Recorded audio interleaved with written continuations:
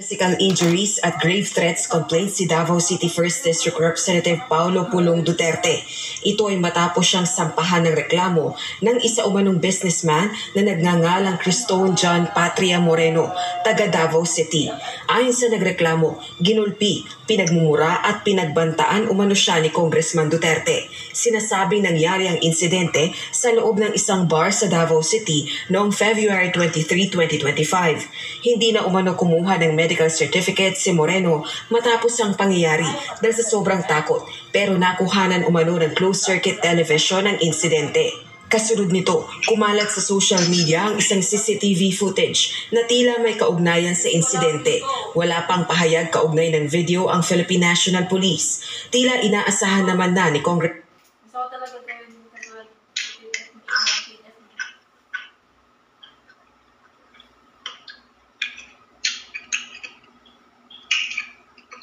Pulong ang reklamo at iginiit na sanay na siya rito. Ayan, lumabas na, di ba? Oo, lumabas na.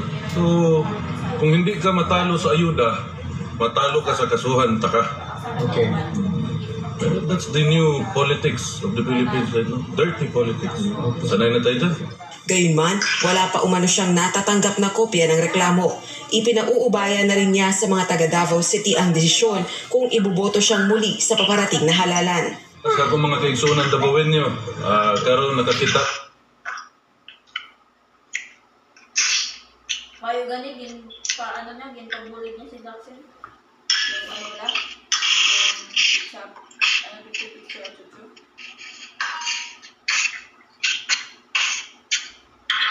Hindi ko na yun.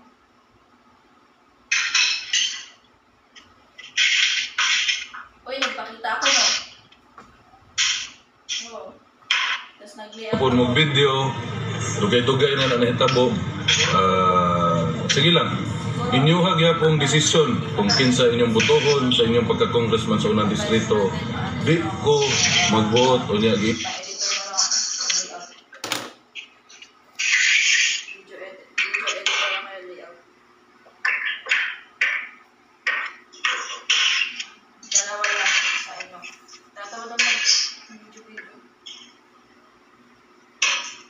Kasi i-wish mo video ko sa on the spot. Hindi ko kabalo sa mga paano edit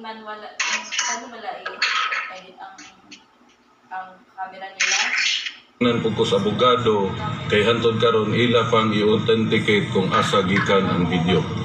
So kay murag nauna man og file ana sa mutog sa IDG ba. Nauna og file sa CIDG ang testimony ang affidavit sa social media o sa piskal, so di ko kara himo og statement ana kay wala pa mi kadawat og dokumento nga gipailan kong kaso. Nasa The Hague, Netherlands, ang kongresista para bisitahin ang amang si dating Pangulong Rodrigo Duterte na inaresto dahil sa reklamong crimes against humanity kaugnay ng anti-drug war nito.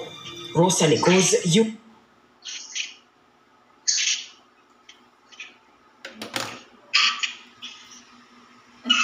Di kay galag kapag nagko ako sa